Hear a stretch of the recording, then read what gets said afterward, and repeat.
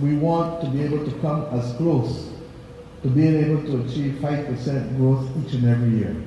This is not about the government alone, not about Mayor Mottley, it's not about the cabinet, it is about Barbados. And for this to happen, please,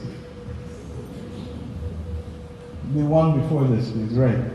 This is the most important thing. Go back one again for me, please.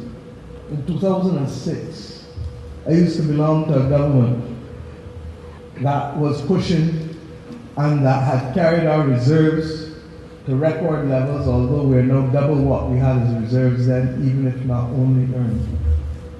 And secondly, that is now seeking to push capital investment on the part of government even beyond that where it was then. The reality is that we are now at about 4.3%, next slide please.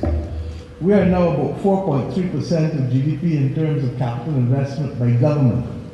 But the big push has now to come.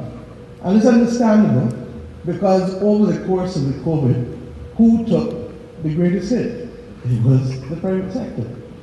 And government was able to flex itself and to provide its girth to help the country get through a difficult moment. But if we are now to pursue growth aggressively, then it means that we have to be able to double investment from the private sector, from just under $1 billion to where it is now, to $2 billion, and that's domestic private investment, and boost foreign investment also to about $500–600 million in terms of foreign direct investment.